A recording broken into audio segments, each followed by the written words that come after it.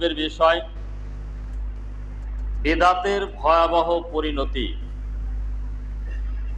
বেদাত হতে সাবধান থাকতে হবে।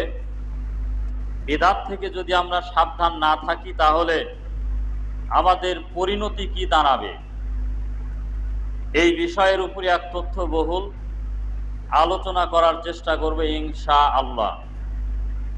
এ আল্লাহ আমাদের সকলকে শোনা বোঝা এবং সে অনুযায়ী আমল করার তৌফিক দান করুন। সকলেই বলুন আমিন। রব্বি জিদনি ইলমা, রব্বি জিদনি ইলমা, রব্বি ইশরাহ লি সাদরি ওয়া ইয়াসসির লি আমরি ওয়াহলুল উকদাতাম মিন লিসানি ইয়াফকাহু কওলি। আল্লাহুম্মা ইদনি বিরুহিল কুদুসি রব্বি ইয়াসসির ওয়া লা তুআসসির ওয়া তাম্মিম বিল খায়র। সম্মানিত উপস্থিতি, বেদাত শব্দটি আরবি, এর মূল ধাতু হচ্ছে বিদুন। বিদুন মূল ধাতু হতে নির্গত হয়ে বেদাত শব্দের উৎপত্তি, যার আবিধানিক অর্থ হচ্ছে নতুন সৃষ্টি বা নব উদ্ভাবন। শরিয়াতের পরিভাষায় বিদাতের সংজ্ঞা হচ্ছে যা কিছু আল্লাহর দ্বীনের মধ্যে নতুন সৃষ্টি করা, যার সমর্থনে দলিল এবং প্রমাণ নেই। তার মানে বোঝা গেল যে আল্লাহর দ্বীনের ভিতরে এমন কিছু সৃষ্টি করা, যে সৃষ্টি করা কোরআন এবং সুন্নাহর ভিত্তিতে দলিল প্রমাণ পাওয়া যায় না। ইবাদতের নাম করে শরিয়াতের ভিতরে কম করা বেশি করা, ইবাদত মনে করে ভুল ইবাদত করা, যা সাহাবায়ে কেরাম থেকে প্রমাণযোগ্য নয়, রাসূল সাল্লাল্লাহু আলাইহি সাল্লামের কাছ থেকে প্রমাণিত নয়, এমন কিছু আমল করাটাই হচ্ছে বেদাত।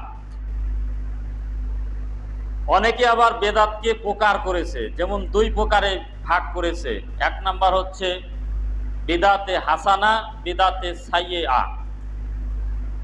বেদাতে হাসানা হচ্ছে ভালো বিদাত, বেদাতে সাইয়্যা হচ্ছে মন্দ বা খারাপ বেদাত। আসলে এই বেদাতকে ভাগ করাটা আরেকটি বিদাত। বেদাত বেদাতি, নবী সাল্লাল্লাহু আলাইহি সাল্লাম বলেছেন কুল্লু বিদাতিন দলালা, প্রত্যেক বেদাত হলো গুমরাহি। ওয়া কুল্লু দলালাতিন ফিন্নার, এবং প্রত্যেক গুমরাহির পরিণাম জাহান্নাম। যেহেতু আল্লাহ নবী সাল্লাল্লাহু আলাইহি সাল্লাম বলেছেন কুল্লু বিদাতিন দলালা, প্রত্যেকটা বিদাতি ভ্রষ্টতা, প্রত্যেকটা বিদাতি গুমরাহি, তাহলে যারা এই বেদাতকে ভাগ করেছে, মন্দ বেদাত ভালো বেদাত, তাহলে নতুন করে আরেকটি বিদাত সৃষ্টি করেছে তিন ধর্মের ভিতরে। তো আসলে পৃথিবীর বুকে দুইটি কাজ আছে যা অত্যন্ত খারাপ কাজ, নিকৃষ্ট কাজ। সেই দুইটি ইবাদত মানুষের ইবাদতকে নষ্ট করে দেয়। সেটা হলো শিরক ও বিদাত। আপনি যদি শিরক করেন তাহলে আপনার পিছনের যাবতীয় ইবাদত বাতিল করা হবে। এমন একটি কাজ এটা মানুষ করে, কিন্তু অধিকাংশ মানুষ এর সাথে জড়িত। কিন্তু মানুষের জানা উচিত, বোঝা উচিত যে শিরক করলে আপনার পিছনের যাবতীয় ইবাদত বাতিল হবে। দুই নাম্বার হচ্ছে বিদাত। বিদাত করলে আপনার সামনে ইবাদত কোনো কবুল হবে না। আপনি বিদাত করতেছেন, করা অবস্থায় যত ইবাদত করবেন কোনো ইবাদতের সওয়াব আপনি পাবেন না। তাহলে শিরক আপনার পেছনের নেকি নষ্ট করে, বিদাত আপনার রানিং অবস্থায় যা করবেন সেটা নষ্ট করে দেয়। আপনি চুরি করেছেন, জেনা করেছেন, অন্যায় অপকর্ম করেছেন, এই অপকর্মগুলো আপনার ইবাদতকে নষ্ট করবে না। আপনার ইবাদত থেকে যাবে, আপনার গুনাহও থাকবে। কিন্তু দুনিয়াতে পৃথিবীতে এমন দুটি পাপ আছে, এই দুটি পাপ আপনার ইবাদতকে নষ্ট করে দেয়। এক নাম্বার কি? শিরক। দুই নাম্বার বিদআত। এই দুইটি ভয়াবহ পাপ থেকে আমাদের বিরত থাকতে হবে। আল্লাহর নবী সাল্লাল্লাহু আলাইহি ওয়াসাল্লামের উপর বিদায় হজের ভাষণের দিনে অর্থাৎ ৯ জিলহজ পবিত্র কোরআন মাজিদের আয়াত নাজিল করা হয়েছে। সূরা মাইদার ৩ নম্বর আয়াত নাজিল করে আল্লাহর নবীকে বলছেন, আল ইয়াউমা আকমালতু লাকুম দীনাকুম ওয়া আতমামতু আলাইকুম নি'মাতি ওয়া রাদিতু লাকুমুল ইসলামা দীনা। আজ আমি তোমাদের জন্য তোমাদের দিনকে পূর্ণাঙ্গ করলাম এবং তোমাদের উপর আমার নিয়ামতকে পূর্ণ করে দিলাম এবং তোমাদের জন্য তোমাদের দিন ইসলামকে মনোনীত করলাম। অত্র আয়াত থেকে বোঝা যায় যে আল্লাহর নবী সাল্লাল্লাহু আলাইহি সাল্লামের জীবদ্দশায় দিনকে পূর্ণাঙ্গ করা হয়েছে, দিন ইসলামকে মনোনীত করা হয়েছে, নবীর জীবদ্দশাতে সম্পূর্ণ হয়েছে। এই সম্পূর্ণ দিনের ভিতরে যারা নতুন কিছু ঢোকাবে এবং বের করে দিবে তারা বিদআত সৃষ্টি করবে। উদাহরণ হিসাবে বলছি, এক গ্লাস ভর্তি পানি আছে, একটি গ্লাসে ভর্তি পানি। এই ভর্তিকৃত গ্লাসের পানির উপরে যদি আপনি পানি ঢেলে দেন, পানি থাকবে না পড়ে যাবে? পড়ে যাবে, কারণ এই গ্লাসটা ভর্তি আছে। তো ঠিক আল্লাহর নবী সাল্লাল্লাহু আলাইহি সাল্লামের জীবদ্দশায় দিনকে পূর্ণাঙ্গ ঘোষণা করেছেন। এই পূর্ণাঙ্গ দিনের ভিতরে যে ব্যক্তি যোগ করবে, বিয়োগ করবে, এটাই হবে বিদআত। ইরবাস ইবনে সারিয়া রাদিয়াল্লাহু তাআলা আনহু থেকে বর্ণিত, তিনি বলেন, একদিন আল্লাহর নবী সাল্লাল্লাহু আলাইহি সাল্লাম আমাদেরকে নিয়ে সালাত আদায় করালেন। সালাত আদায় করানোর পরে তিনি আমাদের দিকে মুখ করে ঘুরে বসলেন।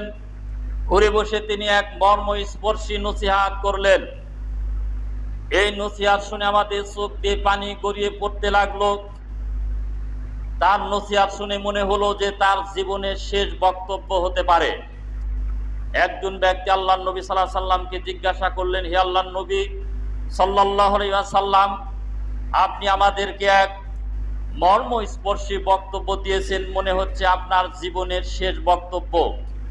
আমাদেরকে কিছু নসিহত করুন, উপদেশ দিন। আল্লাহর নবী সাল্লাল্লাহু আলাইহি সাল্লাম বললেন যে তোমরা আল্লাহকে ভয় করবে, আল্লাহকে ছাড়া আর কাউকে ভয় করবে না, এবং তোমরা তোমাদের নেতার আনুগত্য করবে, তোমার নেতার আদেশ এবং নিষেধ মেনে চলবে, যদিও তোমার নেতা হাবশী গোলাম হয়। অর্থাৎ বোঝা গেল যে একজন হাবশী গোলাম যদি হয়, হাবশী গোলাম মানে কি? কালো কৃতদাস গোলাম, কালো ব্যক্তি, সমাজের নিকৃষ্ট ব্যক্তিও যদি হয়, সে যদি নেতা হয়, আর সে যদি কোরআন সুন্নাহ মোতাবেক আপনাকে নির্দেশ প্রদান করে, আল্লাহর নবী সাল্লাল্লাহু আলাইহি সাল্লাম বলেছেন তার কথা আপনাকে মেনে নিতে হবে, তার আনুগত্য করতে হবে। আল্লাহর নবী সাল্লাল্লাহু আলাইহি সাল্লাম আরো বললেন, ফালাইকুম বিসুন্নতি ওয়া সুন্নাতিল খুলাফায়ে রাশিদিন আল মাহদিয়িন তামাসসাকু বিহা ওয়া আদ্দু আলাইহা বিন নওয়াজিস। আল্লাহর নবী সাল্লাল্লাহু আলাইহি সাল্লাম বললেন যে তোমরা আমার ইন্তিকালের পরে অনেক মতভেদ দেখতে পাবে। আমি যখন দুনিয়া থেকে চলে যাব, তোমরা যদি জীবিত থাকো তাহলে তোমরা অনেক মতভেদ, ইখতিলাফ দেখতে পাবে।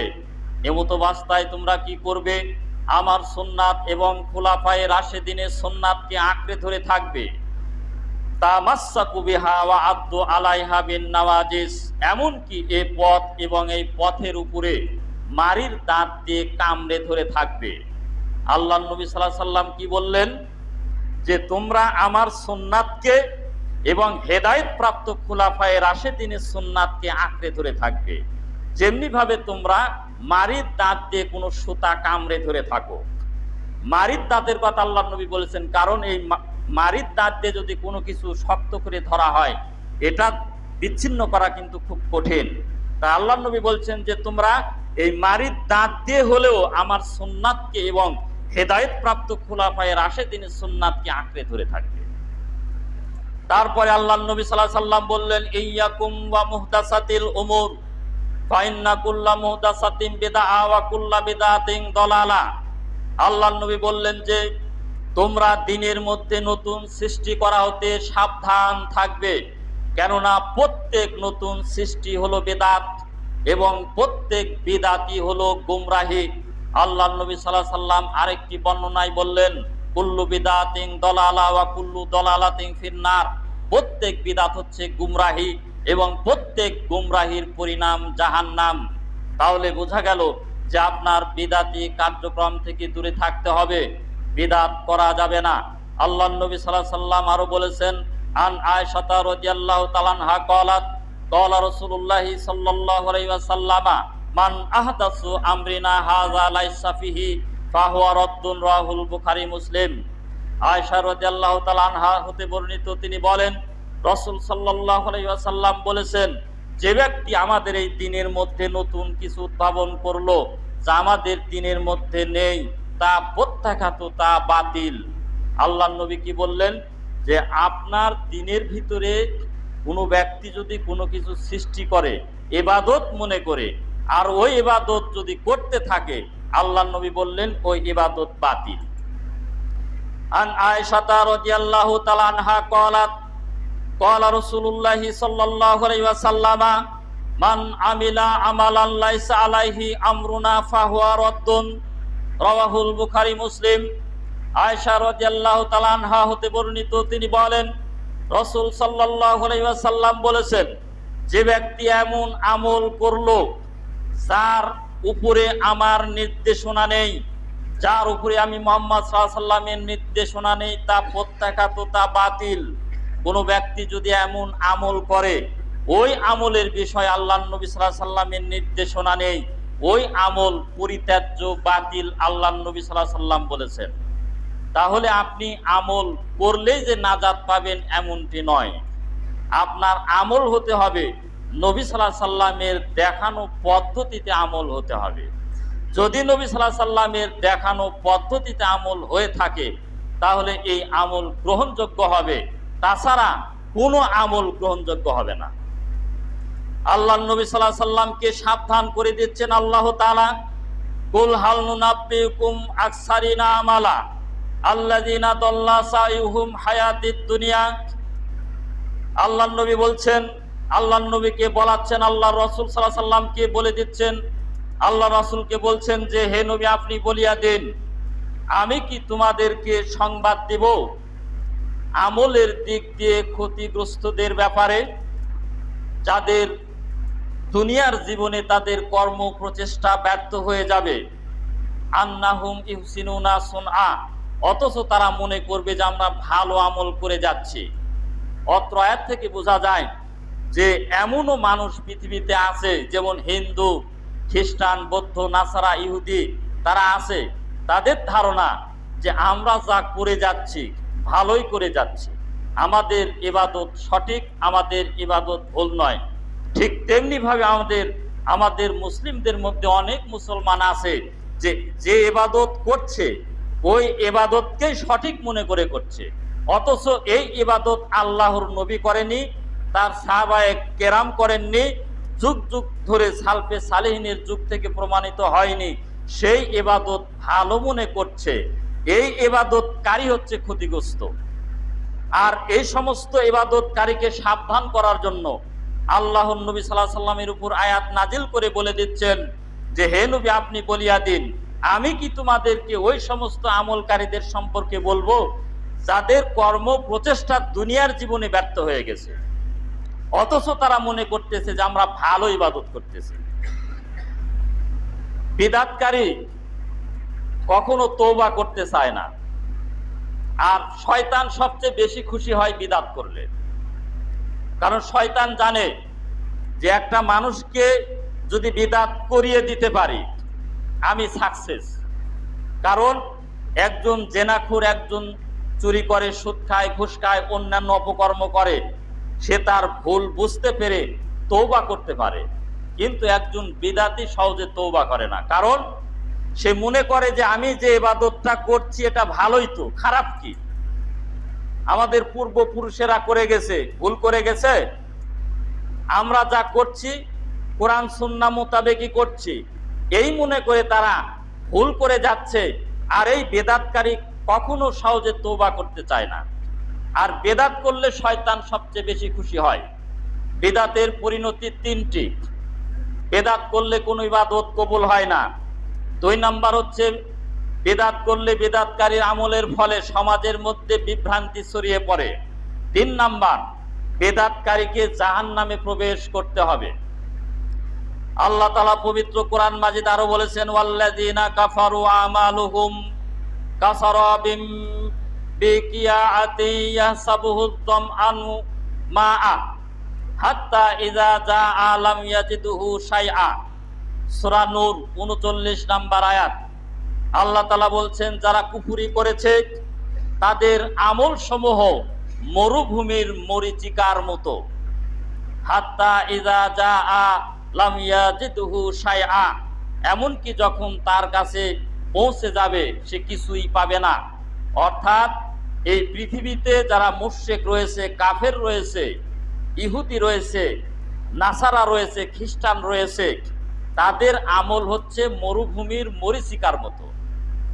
এমনকি আমাদের মুসলিমদের মধ্যেও অনেক মানুষ আছে যারা ইবাদত করছে সঠিক মনে করে করছে, তার ইবাদতকে আল্লাহ তাআলা মরুভূমির মরীচিকার সাথে তুলনা করেছেন।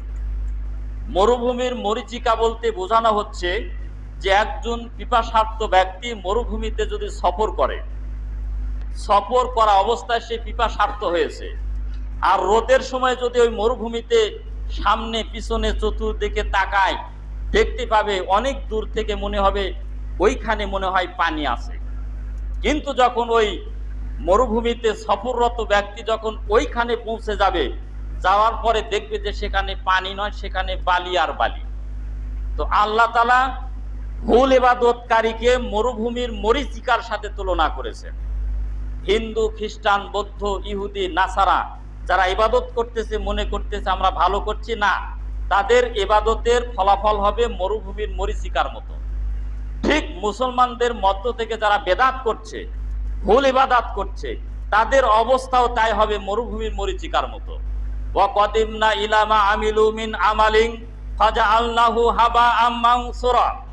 সেই দিন কিয়ামতের দিন আমি প্রত্যেকের আমল তন্ন তন্ন করব, তাদের আমলের প্রতি অগ্রসর হব, তাদের আমলকে বিবেচনা করব, অতঃপর সেগুলোকে বিক্ষিপ্ত ধূলিকণায় পরিণত করে দিব। আপনি যে ইবাদত করছেন এই ইবাদত কোরআন সুন্নাহ মোতাবেক হচ্ছে কিনা এটা আপনাকে যাচাই বাছাই করতে হবে।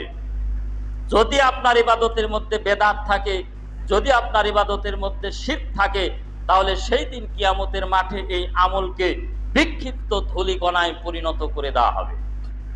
আন আবি হুরায়রা রাদিয়াল্লাহু তাআলা আনহু قال قال رسول الله صلى الله عليه وسلم كل امتي يدخلون الجنه الا من ابى قيل ومن ابى قال من اتاني دخل الجنه ومن عصاني فقد ابى রাওয়াহুল বুখারী।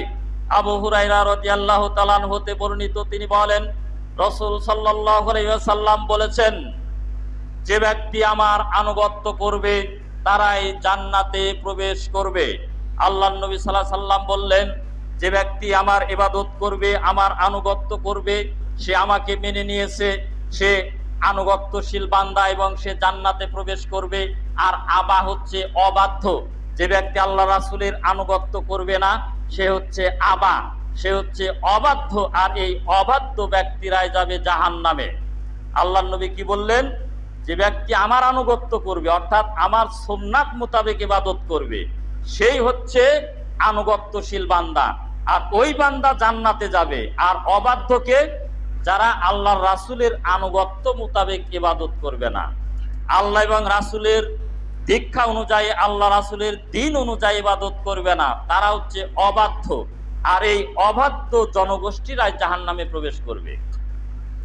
সাউল ইবনে সাদ রাদিয়াল্লাহু তাআলা আনহু থেকে বর্ণিত, তিনি বলেন রাসূল সাল্লাল্লাহু আলাইহি ওয়াসাল্লাম বলেছেন, সেই দিন কিয়ামতের দিন আমি সবার আগেই হাউজে কাউসারের নিকট পৌঁছবো। অতঃপর আমার কাছে যে ব্যক্তি পুষবে সে তার পানি পান করবে, যে ব্যক্তি একবার পানি পান করবে সে কখনো পিপাসিত হবে না। এবং আমার কাছে আরো কিছু লোক আসবে, আমি তাদেরকে চিনতে পারবো এবং তারাও আমাকে চিনতে পারবে। সুম্মায়ু হালু বাইনি ওয়া বাইনাহুম, অতঃপর আমার মাঝে এবং তাদের মাঝে আড়াল করে দেওয়া হবে, পর্দা টাঙ্গানো হবে।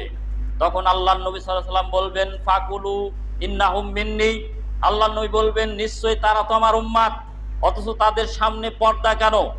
আল্লাহর নবী সাল্লাল্লাহু আলাইহি ওয়াসাল্লামকে বলা হবে ফায়ুকালু ইন্নাকা তাদরি মান আহদাসু বাদাকা, বলা হবে আপনি জানেন না, আপনি যখন ছিলেন না আপনার অবর্তমানে তারা আপনার দিনের মধ্যে কত যে নতুন নতুন মত এবং পথ আবিষ্কার করেছে।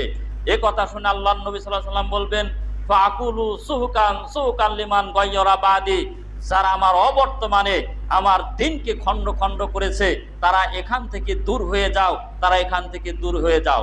যারা দিনের ভিতরে বেদাত সৃষ্টি করবে তারা তিনটি জিনিস থেকে বঞ্চিত হবে। কয়টা?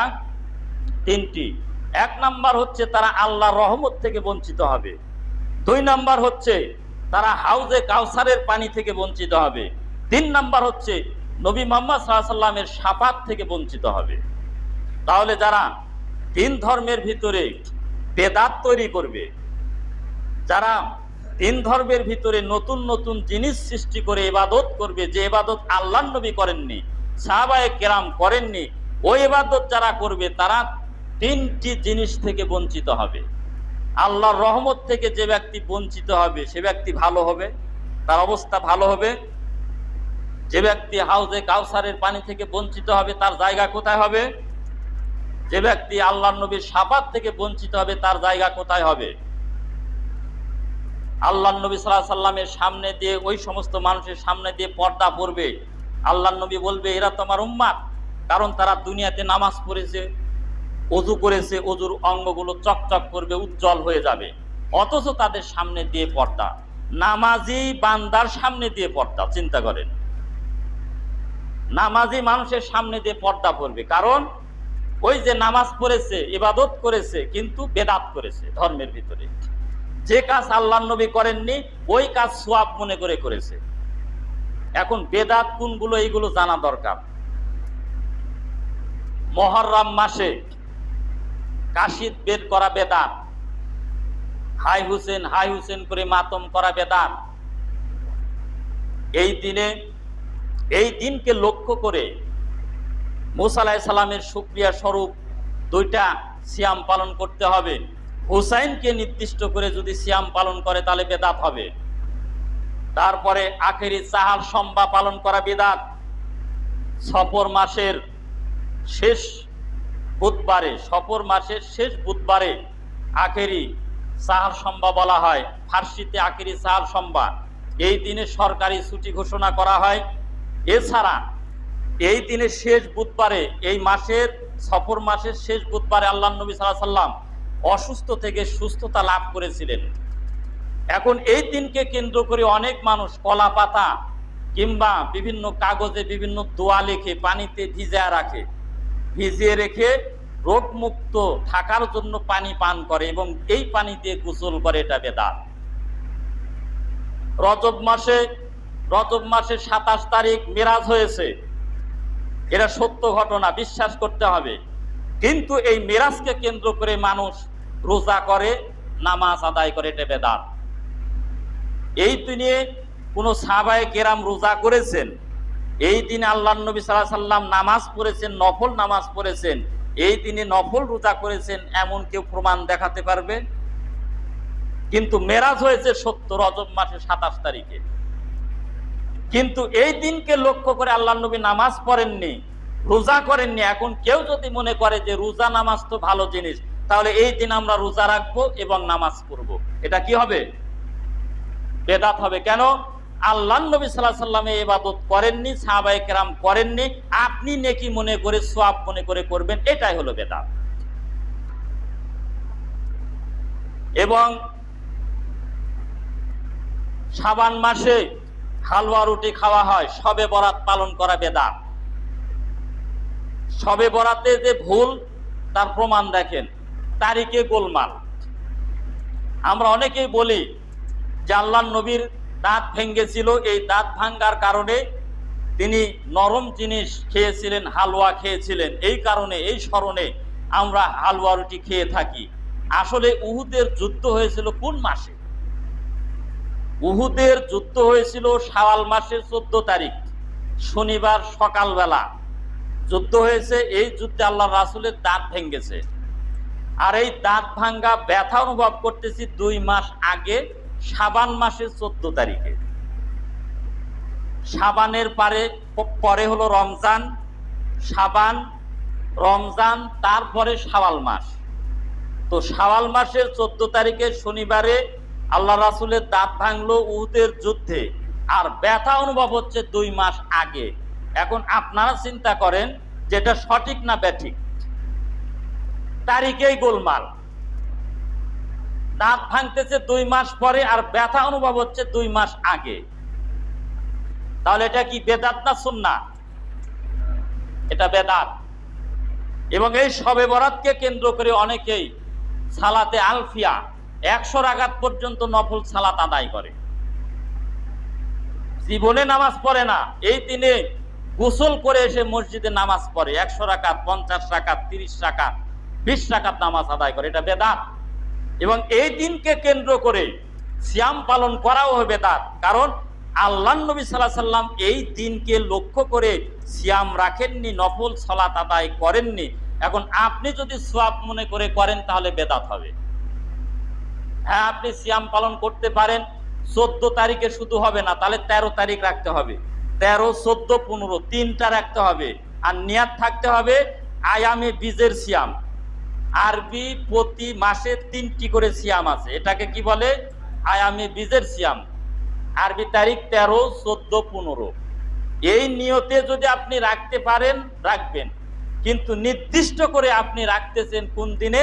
14 তারিখে শবে বরাতকে কেন্দ্র করে। এটা হলো বেদাত। মানুষ মারা গেছে, মরে যাওয়ার পরে অসংখ্য বিদআত আমাদের সমাজে প্রচলিত আছে। মরা মানুষের সামনে আগরবাতি জ্বালিয়ে রাখা হয়, এটা সুন্নাহ না বিদআত? এটা হলো বিদআত। মৃত ব্যক্তির সামনে বসে কোরআন পড়া হয়, মাদ্রাসা ছাত্রকে দাওয়াত করে এনে মৃত ব্যক্তিকে সামনে রেখে কোরআন পড়ে। এমনকি এলাকার মহিলা মানুষ কিংবা পুরুষ মানুষ বসে তাকে কেন্দ্র করে কোরআন পড়া হয়, এটা হলো বেদাত। কারণ কোরআন পড়তে হবে জীবিত মানুষের কাছে, যখন সে শুনতে চায়, শুনতে পায়, এমন ব্যক্তির কাছে কোরআন পড়লে সওয়াব হবে, আপনারও হবে, তারও হবে। কিন্তু মৃত ব্যক্তির সামনে যে আপনি কোরআন পড়ছেন, এই মৃত ব্যক্তি কি শুনতে পায়? তাহলে আপনি মৃত ব্যক্তির সামনে বসে কোরআন পড়ছেন কেন? এটা হলো বেদাত। মৃত ব্যক্তিকে কেন্দ্র করে অনেক এলাকায় দেখা যায় যে 1000 কালেমা পড়ে বকশে দিচ্ছে, এটা বেদাত। মৃত ব্যক্তি যে অনেক ওয়াক্ত নামাজ পড়তে পারে নাই, 2 ওয়াক্ত কিংবা 3 ওয়াক্ত কিংবা 5 ওয়াক্ত নামাজ পড়তে পারে নাই, তার নামাজ আদায় করতেছে জীবিত কোনো ব্যক্তি, এটা আরেকটি বিদআত। মৃত ব্যক্তিকে কবরস্থ করানোর পরে অনেক এলাকায় দেখা যায় খাগড়া খায়, মিষ্টি খায় না? এটা বেদাত। কারণ এটা হলো হিন্দুদের রীতি। হিন্দুরা মানুষকে পুরানোর পরে তারা দই মিষ্টি খায়, পাউরুটি রুটি খায়, মিষ্টি খায়। তো ওই রীতি মুসলমানদের মধ্যে চলে এসেছে। মানুষকে কবরস্থ করানোর পরে চিনি মুরকি দেওয়া হচ্ছে, মিষ্টি দেওয়া হচ্ছে, মিষ্টি বিতরণ করা হচ্ছে, এটা হলো বেদাত। মানুষকে কবরস্থ করার পরে সম্মিলিত মোনাজাত করা বেদাত। মানুষকে কবরস্থ করার পরে সম্মিলিত মোনাজাত করা বেদাত। আল্লাহর নবী সাল্লাল্লাহু আলাইহি সাল্লাম মৌখিকভাবে দোয়া করেছেন, আল্লাহুম্মা গফিরলাহু ওয়ারহামহু, আল্লাহুম্মা গফিরলাহু ওয়াসাব্বিতহু। হে আল্লাহ, তুমি তাকে ক্ষমা করো, তুমি তার প্রতি রহম করো। হে আল্লাহ, তুমি তাকে ক্ষমা করো এবং তাকে কবরে দৃঢ় রাখো। এইভাবে আল্লাহর নবী সাল্লাল্লাহু আলাইহি সাল্লাম দোয়া করেছেন মৌখিকভাবে, এবং জানাজার সালাতে মৃত ব্যক্তির জন্য দোয়া করেছেন। তো আমরা এই সমস্ত দোয়া বাদ দিয়ে বিদাতি দোয়াতে অংশগ্রহণ করি। এই বিদাতি দোয়া পরিত্যাগ করতে হবে। ঈদের দিন ঈদের সালাত আদায় করার পরে সম্মিলিত মোনাজাত করা বিদআত। জুমার দিনে জুমার সালাত আদায় করার পরে সম্মিলিত মোনাজাত করা বিদআত। জুমার দিনে খুতবা হবে 2টি, কয়টি হবে? দুইটি খুতবা হবে। আল্লাহ নবী সাল্লাল্লাহু আলাইহি সাল্লাম দুইটি খুতবা দিয়েছেন, কিন্তু অধিকাংশ মসজিদে গিয়ে দেখবেন যে তিনটা খুতবা হয়। প্রথম খুতবা হয় বসে বক্তব্য দেয়, তারপরে উঠে আরবিতে আবার দুইটি খুতবা হয়। এই তিনটা খুতবা দেওয়া বেদাত। খুতবা দিতে হবে কয়টি? দুইটি, দিচ্ছে তিনটি, তাহলে এটা সুন্নাহ না বেদাত? আল্লাহ নবী সাল্লাল্লাহু আলাইহি সাল্লাম থেকে কোনো প্রমাণ কেউ দেখাতে পারবে যে আল্লাহর রাসূল সাল্লাল্লাহু আলাইহি সাল্লাম তিনটি খুতবা দিয়েছেন? প্রথম খুতবা বসে তিনি বক্তব্য দিয়েছেন, নসিহত করেছেন, পরে দুইটি উঠে আরবিতে খুতবা দিয়েছেন। এরকম প্রমাণ আল্লাহর জমিনের উপরে কেউ প্রমাণ দেখাতে পারবে না, এটা বেদাত। এবং ঈদের দিনে দুইটি খুতবা দেওয়া বেদাত। দিতে হবে কয়টি খুতবা? একটি খুতবা দিতে হবে। আর বিদাতীরা কয়টি খুতবা দেয়? দুটি দেয়। প্রথমে কি করে? প্রথমে ওয়াজ করে, নসিহত করে। অথচ আল্লাহর নবী সাল্লাল্লাহু আলাইহি সাল্লাম বলেছেন ঈদের দিনে সালাতের পরে বক্তব্য দিতে হবে, সালাতের আগে কোনো ডাকাডাকি চলবে না, সালাতের আগে কোনো ওয়াজ নসিহত চলবে না, সালাতের আগে কোনো বক্তব্য চলবে না, সালাতের আগে কোনো খুতবা চলবে না। প্রথমে হবে সালাত, তারপরে হবে খুতবা। কিন্তু বিদাতি মানুষগুলো কি করছে? যে প্রথমে গিয়ে বক্তব্য দিচ্ছে, বক্তব্য দেওয়ার পরে আধা ঘন্টা বক্তব্য দেওয়ার পরে সালাত শুরু করেছে, সালাত পড়ার পরে আরেকটি আবার খুতবা দিচ্ছে। এই সমস্ত বেদাত থেকে দূরে থাকতে হবে। এই সমস্ত আমলকে মানুষ ভালো মনে করেই করে, যেগুলো আবার খারাপ। কি কিন্তু খারাপ এই জন্য যে এই কাজটি আল্লাহর নবী করেননি। যেহেতু এই কাজটি আল্লাহর নবী করেননি, আপনার কাছে ভালো মনে হতে পারে, কিন্তু আল্লাহর রাসূলের কাছে নিন্দনীয়, অপছন্দনীয়। আপনি সওয়াব মনে করে করবেন, সওয়াব তো হবেই না, বরং আপনি রানিং অবস্থায় যত ইবাদত করবেন সব ইবাদত বাতিল করা হবে। মিলাদ পালন করা বিদআত। কি পালন করা? মিলাদ পালন করা বিদআত। ক্রুসেড বিজেতা, মিশরের সম্রাট ক্রুসেড বিজেতা সালাউদ্দিন আইয়ুবী কর্তৃক নিয়োগকৃত গভর্নর, ইরাকের এরবল প্রদেশের গভর্নর আবু সাইদ মুজাফফরউদ্দিন কুকুপুরীর মাধ্যমে 604 অথবা 625 হিজরিতে এই মিলাদ প্রচলন হয়েছে। অথচ আল্লাহর নবী সাল্লাল্লাহু আলাইহি সাল্লাম মারা গেছেন কত হিজরিতে? 11 হিজরিতে। আর মিলাদ প্রচলন করলো কে? আল্লাহর নবী করছে? 604 অথবা 625 হিজরিতে ইরাকের এরবল প্রদেশের গভর্নর আবু সাইদ মুজাফফরউদ্দিন কুকুপুরী। তো 604 থেকে 11 বাদ দিলে কত হবে? 593 বছর পরে, আল্লাহর নবীর ইন্তিকালের 593 বছর পরে, অথবা 625 থেকে 11 বাদ দিলে কত হবে? 614 বছর। ধরি এই দুইটার মধ্যে যে কোনো একটা যদি ধরি, তাহলে আল্লাহর নবীর ইন্তিকালের 614 বছর পরে, অথবা আল্লাহর নবীর ইন্তিকালের 593 বছর পরে একজন ব্যক্তি এই মিলাদ প্রচলন করেছে। আর এই মিলাদ মুসলমানের কিছু ভণ্ড আলেম ওলামা আছে, বেদাতি, এই বেদাতিরা মিলাদ করে থাকে। এটা সুন্নাহ না বিদআত? এটা হলো বিদআত। এবং তাই নয়, এই মিলাদে আবার কিয়াম করে থাকে। কিয়াম করে কিভাবে? যে তাদের ধারণা যে আল্লাহর নবী এই মিলাদে উপস্থিত হবেন, তার সম্মানার্থে ওই অনুষ্ঠানে, ওই মজলিসে যারা বসে থাকে, আল্লাহর নবীকে সম্মান দেখানোর জন্য দাঁড়িয়ে মিলাদ পালন করে। এই সমস্ত বিদআত থেকে আমাদের দূরে থাকতে হবে। আমাদের ইবাদতের মধ্যে বিদআত আছে, যেমন মুখে নিয়াত পড়া বেদাত। আপনি সালাতের নিয়াত পড়বেন, অন্তরে নিয়াত করতে হবে। বিভিন্ন চটি বই পুস্তকে লেখা আছে, নাওয়াইতু আন উসাল্লি লিল্লাহি রাকাতে সালাতে। এই যে আমপারাতে বিভিন্ন চটি বই পুস্তকে লেখা আছে, কোনো হাদিসের কিতাবে এইভাবে লেখা নাই। কেউ যদি প্রমাণ দেখাতে পারে, তাকে 10,000 টাকা পুরস্কার আমি দিব। যদি কোনো ব্যক্তি আমার সামনে হাদিস নিয়ে আসা দেখাতে পারে যে সালাতের নিয়াত নাওয়াইতু আন উসাল্লি লিল্লাহি তাআলা রাকাতে সালাতে এইভাবে উল্লেখ আছে, কেউ যদি দেখাতে পারে, আমি তাকে 10,000 টাকা পুরস্কার দেব। পৃথিবীতে এমন কোনো কিতাব নেই, পৃথিবীতে এমন কোনো কিতাবে এর কোনো প্রমাণ নেই যে দেখাতে পারবে যে এইভাবে গদ বাঁধার নিয়াত লেখা আছে। এগুলো লেখা আছে কোথায়? আমপারাতে লেখা আছে। সেবেরা যেটা বলে আমপারা, এইটাতে লেখা আছে, বিভিন্ন চটি বই পুস্তকে লেখা আছে। অনেকে আবার রমাজানে সিয়ামের নিয়াত করে, নওয়াইতুন আসমান গাদাম্মিন সাহারে, এই নিয়াত করাও বেদাত। নিয়াত মানে কি? সংকল্প করা, ইচ্ছা করা। অন্তরে নিয়াত করতে হবে। নিয়াতের স্থান হলো অন্তর। আপনি ওযু করেছেন সালাতের, কোন সালাতের জন্য ওযু করেছেন আপনার নিয়াত হয়ে গেছে। আল্লাহর নবী সাল্লাল্লাহু আলাইহি সাল্লাম সালাতের পূর্বে কোনো কথা বলতেন না, তাকবীরে তাহরিমা বাঁধার পূর্বে কোনো কথা বলতেন না, তাকবীরে তাহরিমা বাঁধার পরে তিনি দোয়া পড়তেন। কিন্তু আমাদের সমাজে একটি দোয়া আছে যায় নামাজের দোয়া হিসাবে, ইন্নী ওয়াজ্জাহতু ওয়াজহিয়া লিল্লাযী ফাতারাস সামাওয়াতি ওয়াল আরদা হানিফা ওয়া মা আনা মিনাল মুশরিকিন। এই দোয়া পড়া বেদাত। আল্লাহর নবী সাল্লাল্লাহু আলাইহি সাল্লাম তাকবীরে তাহরিমা বাঁধার পূর্বে কোনো দোয়া পড়েননি, বরং আল্লাহর নবী সাল্লাল্লাহু আলাইহি সাল্লাম তাকবীরে তাহরিমা বাঁধার পরে দোয়া পড়েছেন। অথচ আমরা তাকবীরে তাহরিমা বাঁধার পূর্বে জায়নামাজের দোয়া হিসাবে এটা পড়ে থাকি, এটা বেদাত।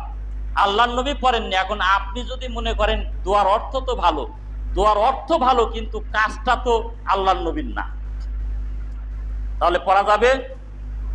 পড়া যাবে না। আজানকে লক্ষ্য করে অসংখ্য বেদাত আছে। অনেক মসজিদে মাইকে দেখা যায় যে আজানের পূর্বে দরুদ পড়ে, আজানের পূর্বে এভাবে ডাকাডাকি করে, মসজিদে আসেন দরুদ পড়ছে, বিভিন্ন সূরা কিরাত পড়ছে, তারপরে আজান দিচ্ছে, এটা বেদাত। আজানের পরে আবার অনেকে কি করে, দোয়া যে পরে দোয়ার মধ্যে দুইটা জিনিস মিথ্যা কথা লেখা আছে। আল্লাহর নবী সাল্লাল্লাহু আলাইহি সাল্লাম থেকে যে দোয়া এসেছে, আল্লাহর রাসূল সাল্লাল্লাহু আলাইহি সাল্লাম প্রথমে দরুদে ইব্রাহিম পাঠ করতেন, তারপরে আল্লাহুম্মা রাব্বা হাযিহিদ দাওয়াতিত তাম্মাতি ওয়াস সালাতিল কায়মা আতি মুহাম্মাদানিল ওয়াসিলাতা ওয়াল ফাদিলা ওয়া বাসু মাকামাম মাহমুদানিল ওয়াত্তা, এই পর্যন্ত পড়তেন। অথচ এই দোয়ার মধ্যে বিদাতি হুজুরেরা দুইটা বাক্য ঢুকে দিয়েছে, যেমন ওয়াদ দারাজাতার রাফিয়া ইন্নাকা লা তুফলিহুল মিয়াদ, এটাও বেদাত। এই শব্দটা আল্লাহর নবী বলেননি। কোন হাদিসের কিতাবে কেউ দেখাতে পারবে? বুখারী, মুসলিম, তিরমিজি, নাসাই, ইবনে মাজাহ, মিসকাতুল মাসাবি, কোন 6টি যে কিতাব আছে, এই কিতাব থেকে কেউ প্রমাণ দেখাতে পারবে সহিভাবে? কেউ দেখাতে পারবে না। কিন্তু এই শব্দগুলো যোগ করে পড়া হচ্ছে। এমনকি আজানের পরে দোয়া পড়ার পরে আবার মোনাজাত করতেছে, বেদাত। মসজিদে ঢোকার পরে অনেক মসজিদে লাল বাতি জ্বালা রাখে যে এখন সুন্নাতের নিয়াত করবেন না, পরে আপনাকে সুন্নাত পড়ার সময় দেওয়া হবে, এটা আরেকটি বিদআত। কারণ আল্লাহর নবী সাল্লাল্লাহু আলাইহি সাল্লাম বলেছেন, কেউ যদি মসজিদে প্রবেশ করে, মসজিদে প্রবেশ করার সাথে সাথে বসার পূর্বে 2 রাকাত সুন্নাত আদায় করবে। এখন মসজিদে একজন ব্যক্তি ঢুকেছে, ঢোকার পরে দেখলো যে ইমামের খুতবা শুরু হয়নি, তাহলে 2 রাকাত তাহিয়াতুল মসজিদ আদায় করার পরে 2 রাকাত করে নফল আদায় করবে। তারপরে যখন ইমাম খুতবা দিবে চুপচাপ বসে থাকবে, মনোযোগ দিয়ে খুতবা শ্রবণ করবে। কিংবা কোনো ব্যক্তি যদি মসজিদে প্রবেশ করে দেখে যে ইমাম সাহেব খুতবা দিচ্ছে, এমত অবস্থায় আপনাকে ঢুকেই 2 রাকাত সংক্ষিপ্ত করে 2 রাকাত সালাত আদায় করার পরে আপনাকে বসতে হবে। আল্লাহর নবী সাল্লাল্লাহু আলাইহি সাল্লাম একদিন খুতবা দিচ্ছেন, এমত অবস্থায় একজন ব্যক্তি এসে বসে পড়লো, 2 রাকাত সুন্নাত আদায় করেননি। আল্লাহ রাসূল সাল্লাল্লাহু আলাইহি সাল্লাম বললেন, হে সুলাইক, তুমি উঠে দাঁড়াও, দাঁড়িয়ে তুমি সংক্ষিপ্ত আকারে 2 রাকাত সালাত আদায় করার পরে বসো। এই হাদিস থেকে বোঝা যায় যে আপনাকে মসজিদে ঢোকার পরে 2 রাকাত সালাত আদায় করে বসতে হবে, এটা হলো সুন্নাত। কিন্তু বিভিন্ন মসজিদে বলা হচ্ছে যে আপনি মসজিদে ঢুকেছেন, খুতবা শুরু হয়ে গেছে, লাল বাতি জ্বালানো আছে, আপনাকে পরে নামাজের সময় দেওয়া হবে, এটা বেদাত। এই কাজ থেকে দূরে থাকতে হবে। তারপরে ফরজ সালাতের পরে সম্মিলিত মোনাজাত করা বিদআত। এই সমস্ত বিদআতি কার্যক্রম থেকে দূরে থাকতে হবে। অনেকেই ভুল ইবাদত করছে, যেমন বেতের সালাত আদায় করতে গিয়ে 3 রাকাত সালাত আদায় করে, 3 রাকাত আদায় করতে গিয়ে 2 রাকাত আদায় করে বসে আত্তাহিয়াতু পড়ে, পড়ার পরে আবার উঠে পড়ছে, এটাও বেদাত। কারণ এইভাবে আল্লাহ রাসূল বেতের সালাত পড়েননি। আল্লাহর নবী সাল্লাল্লাহু আলাইহি সাল্লাম বলেছেন যে তোমরা মাগরিবের সালাতের মতো করে কখনো বেতের সালাত আদায় করবে না। অর্থাৎ মাগরিবের 3 রাকাত যখন সালাত আদায় করা হয়, 2 রাকাত পরে বৈঠক হয়, তারপরে উঠে 2 রাকাত পড়া হয়। আল্লাহর নবী সাল্লাল্লাহু আলাইহি সাল্লাম বলছেন যে মাগরিবের সালাতের মতো করে তোমরা বেতেরের সালাত পড়বে না। তো আমরা এইভাবে পড়ছি, পড়ার পরে 2 রাকাত পড়ার পরে উঠার পরে আল্লাহ নবী সাল্লাল্লাহু আলাইহি সাল্লাম হাত বাঁধা অবস্থায় দোয়া, সূরা ফাতিহা আরেকটা সূরা পড়ার পরে দোয়া কুনুত পড়েছেন, কিংবা রুকু থেকে উঠে আল্লাহ নবী সাল্লাল্লাহু আলাইহি সাল্লাম দোয়া কুনুত পড়েছেন। কিন্তু এইভাবে না পড়ে কি করে, এইভাবে সূরা ফাতিহা আরেকটা সূরা পড়লো, পড়ার পরে আল্লাহু আকবার বলে আবার হাত বাঁধে পরে, এটা বেদাত। এটা পেলেন কোথায় আপনি? এর প্রমাণ কে দেখাতে পারবে? কোথায় আছে প্রমাণ? কিন্তু যুগ যুগ ধরে চলে আসতেছে, সমাজে চলতেছে, কেউ কোনো জিজ্ঞাসা নাই, কোনো যাচাই নাই, বাছাই নাই, কিছু নাই। আমার বাপ দাদারা করে গেছে, আমিও ঠিক ওইভাবেই করতেছি, হিন্দুদের মতো। হিন্দুরা যেমন পূজা করতেছে, তাদের বাপ দাদারা যুগ যুগ ধরে করতেছে, করে গেছে, আমাকেও করতে হবে, আমার ছেলে মেয়েরা করবে, এইভাবেই চলতেছে। অথচ আপনাকে যাচাই বাছাই করে ইবাদত করতে হবে। এইভাবে আল্লাহ নবী কি কুনুত পড়েছেন? যদি পড়ে থাকে আপনি পড়বেন, যদি পড়ে না থাকে তাহলে আপনি যে পড়ছেন আপনার ইবাদত এটা কি হবে? বেদাত হবে। আর এই ইবাদত দিয়ে আপনি জান্নাতে যাবেন কখনোই সম্ভব না। কিয়ামতের মাঠে আপনি আল্লাহর রহমত থেকে বঞ্চিত হবেন, হাউজে কাউসারের পানি থেকে বঞ্চিত হবে এবং আল্লাহর নবীর শাফাত থেকে বঞ্চিত হবেন। তাহলে জান্নাতে যাওয়ার কোনো সুযোগ আপনার নাই। তাহলে বেদাত থেকে আপনাকে সাবধান হতে হবে, সতর্ক হতে হবে। অনেক এলাকায় দেখা যায় মৃত ব্যক্তিকে কবস্থ করেছে, করানোর পরে অনেক দিন পরে, 40 দিন পরে 40 বা ফয়তা পালন করে। এটা হলো হিন্দুদের শ্রাদ্ধ অনুষ্ঠান। হিন্দুদের কোনো মানুষ যদি মরে যায়, তাদের সমাজে এখনো রীতি আছে যে তারা শ্রাদ্ধ অনুষ্ঠান করে। এই শ্রাদ্ধ অনুষ্ঠান মুসলমানদের মধ্যে রূপ লাভ করেছে ফয়তা বা মল্লিশ হিসাবে। এখন আপনি বলবেন যে খাবার খাওয়ানো তো ভালো জিনিস। হ্যাঁ, খাবার খাওয়ানো ভালো জিনিস। ওই খাবারগুলো খাবে কে? মিসকিনের হক, ফকিরের হক। তো মিসকিনের হক, ফকিরের হক মধ্যবিত্ত মানুষ, ধনী মানুষেরা খাচ্ছে। এটা ভুল না সঠিক? আপনি মৃত ব্যক্তির নামে যদি খাবারের অনুষ্ঠান করেন, তাহলে ফকির আর মিসকিনকে নিয়ে এসে খাওয়াবেন। কোনো ধনী মানুষ, কোনো মধ্যবিত্ত পরিবারের মানুষ খেতে পারবে না। এই শর্তে জায়েজ আছে। কিন্তু আপনি ফয়তা বা মল্লিশের অনুষ্ঠান করে ধনী মানুষেরা খাচ্ছে, মধ্যবিত্ত শ্রেণীর মানুষ খাচ্ছে, ফকিরও খাচ্ছে, মিসকিনও খাচ্ছে, এটা হলো বেদাত। এই কাজ আমাদের সমাজে আছে না নাই? অধিকাংশ এলাকা থেকে উঠে গেছে, কিন্তু কিছু কিছু বেদাতি ভণ্ড মৌলবী আছে। এই ভণ্ড মৌলবীরা ভুল ফতোয়া দিয়ে মানুষকে এগুলো করায় নেয়, যাতে আরো বেশি বেশি করে করে আমরা টাকা পাই। তো এই সমস্ত কাজ থেকে আমরা দূরে থাকবো। মৃতকে লক্ষ্য করে অসংখ্য বেদাত আছে, আর এই বেদাত যারা করবে তারা জান্নাতে যেতে পারবে না। তো সম্মানিত উপস্থিতি, সালাতের মধ্যে অনেক বেদাত আছে, আজানেও বেদাত আছে। নিয়াত করতে গিয়ে বেদাত করে ফেলি। ইবাদত করতে হবে কিভাবে আল্লাহ রাসূল করেছেন, কিভাবে সেভাবে করি না। অনেকে আছে আবার তাসবিহ দানায় তাসবিহ গণনা করে। অথচ আবু দাউদের হাদিস, আল্লাহ রাসূল সাল্লাল্লাহু আলাইহি ওয়াসাল্লাম বলছেন যে ডান হাতে তাসবিহ গণনা করতে হবে। কোন হাতে? ডান হাতে তাসবিহ গণনা করতে হবে। কারণ এই হাত কিয়ামতের মাঠে কি কথা বলবে? আল ইয়াউমা নাখতিমু আলা আফওয়াহিহিম ওয়া তুকাল্লিমুনা আইদিহিম ওয়া তাশহাদু আরজুলুহুম বিমা কানু ইয়াকসিবুন। সূরা ইয়াসিন 65 নম্বর আয়াত। সেই দিন কিয়ামতের মাঠে মানুষের মুখে টেপ মেরে দেওয়া হবে। হাত আল্লাহর সাথে কথা বলবে, পা সাক্ষী প্রদান করবে। ওয়া জুলুদুহুম, এবং তোমাদের চামড়া পর্যন্ত আল্লাহর সাথে কথা বলবে। তাহলে এই হাতে যদি আপনি তাসবিহ গণনা করেন, আল্লাহর কাছে বলবে। কিন্তু আপনি গণনা করেছেন তাসবিহ দানায়, বিভিন্ন মসজিদে মসজিদে ঝোলা না থাকে তাসবিহ, জানালায় বিভিন্ন জায়গায়, এটা বেদাত। তাসবিহ দানায় তাসবিহ গণনা করা যাবে না। কারণ আপনি যদি মরে যান, হাত আপনার সাথে যাবে, যাবে না? কিন্তু তাসবিহ দানা কি আপনার সাথে যাবে? হাতে তাসবিহ গণনা করতে হবে। এই হাত আমার বিরুদ্ধে, আমার পক্ষে, আপনার বিরুদ্ধে, আপনার পক্ষে সাক্ষী হয়ে দাঁড়াবে, আল্লাহ তাআলার সাথে কথা বলবে। তাহলে এই ধরনের অসংখ্য বিদআত আমাদের সমাজে প্রচলিত আছে। আমরা বিদআত থেকে দূরে থাকব, সাবধান থাকব। জুমার দিনেও অনেক বিদআত আছে, যেমন কাবলাল জুম্মার 4 রাকাত সুন্নাত পড়া, বাদাল জুম্মার 4 রাকাত সুন্নাত পড়াও বেদাত। এই সুন্নাতগুলো পাইলেন কোথায়? আপনি কোথায় প্রমাণ আছে? আল্লাহ নবী সাল্লাল্লাহু আলাইহি সাল্লাম কাবলাল জুম্মার 4 রাকাত সুন্নাত, বাদাল জুম্মার 4 রাকাত সুন্নাত পড়েছেন, এই মর্মে হাদিস দেখান। যদি থাকে আপনি করেন, আর যদি না থাকে কি করতে হবে? বাতিল করতে হবে। মান আমিলা আমালান লাইসা আলাইহি আমরুনা ফাওয়া রদ্দুন। যে ব্যক্তি এমন আমল করলো যে আমলের বিষয়ে আমি মুহাম্মদ সাল্লাল্লাহু আলাইহি সাল্লামের নির্দেশনা নাই, তা প্রত্যাখ্যাত, তা বাতিল বলে যোগ্য হবে।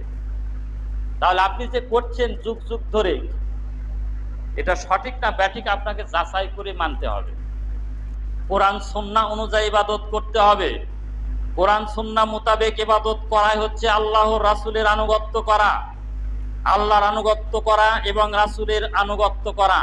রাসূলের আনুগত্য যারা করবে না তারা জান্নাতে যেতে পারবে না। আপনি আল্লাহর ইবাদত করবেন কিন্তু রাসূলকে অবজ্ঞা করবেন। বেদাত করলে রাসূলকে অপমান করা হয়। কি করা হয়? রাসূলকে অপমান করা হয়। আল্লাহর নবী সাল্লাল্লাহু আলাইহি সাল্লামের কাছে 3 জন ব্যক্তি গেল। নবী সাল্লাল্লাহু আলাইহি সাল্লামের স্ত্রীদের নিকটে গিয়ে জিজ্ঞাসা করলো যে আমাদেরকে আল্লাহ রাসূলের ইবাদত সম্পর্কে বলুন। তখন তার স্ত্রীগণ আল্লাহ রাসূলের ইবাদত সম্পর্কে বলে দিলেন। ওই 3 জন ব্যক্তি আল্লাহ রাসূলের ইবাদতকে কম মনে করলো। তারা মনে করলো যে আল্লাহ রাসূলের আগের গুনাহ মাফ, পরের গুনাহ মাফ, তাই আল্লাহর নবী কম ইবাদত করে থাকে। তখন এক যুবক বলল যে আমি সারা রাত ধরে সালাত আদায় করব। আর এক যুবক পরিকল্পনা করলো আমি প্রত্যেকটা দিন সিয়াম পালন করব, কোনোদিন সিয়াম ছেড়ে দেব না। আর এক যুবক পরিকল্পনা করলো আমি কোনোদিন বিবাহ করব না, কারণ বিবাহ করলে অনেক জঞ্জাল ফ্যাসাদ সৃষ্টি হবে, আল্লাহর ইবাদত করতে পারবো না। আল্লাহর নবী সাল্লাল্লাহু আলাইহি সাল্লাম এই কথাগুলো শুনলেন। শোনার পরে তাদেরকে ডাক দিলেন। ডাক দিয়ে বললেন যে তোমরা যে সিদ্ধান্ত নিয়েছো, তোমরা ভুল সিদ্ধান্ত নিয়েছো। দেখো, আমি এই পৃথিবীর মধ্যে সবচেয়ে আল্লাহকে বেশি ভয় করি, এই পৃথিবীর মধ্যে সবচেয়ে বেশি পরেজগার ব্যক্তি আমি, অথচ আমি সালাত আদায় করি, রাতে সালাত আদায় করি এবং ঘুমাই। আমি সিয়াম পালন করি এবং সিয়াম ছেড়ে দেই, অর্থাৎ ফরজ সিয়াম আল্লাহ রাসূল পালন করেন, নফলগুলো পালন করেন। প্রত্যেক দিন তিনি সিয়াম পালন করেন না, আল্লাহ রাসূলের উপর যে ওই এসেছে ওই মোতাবেক তিনি ইবাদত করেন। তারপরে ওই যুবককে বললেন যে তুমি বললে যে বিবাহ করবে না, অথচ আমার স্ত্রী রয়েছে।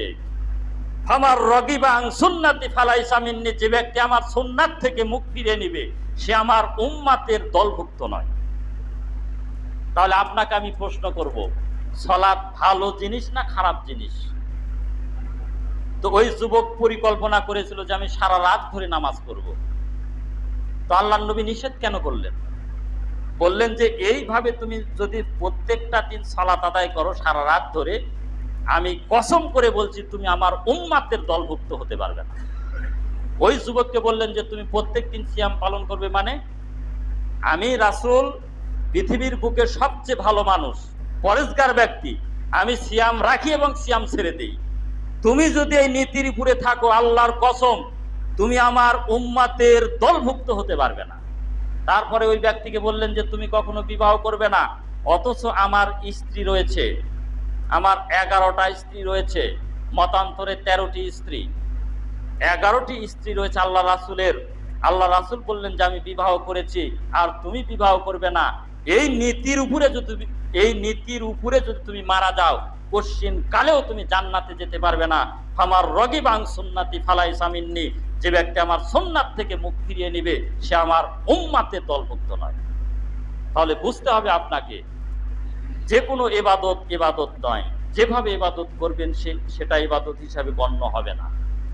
ইবাদত হতে হবে আল্লাহ রাসূলের পদ্ধতিতে, আপনাকে ইবাদত করতে হবে।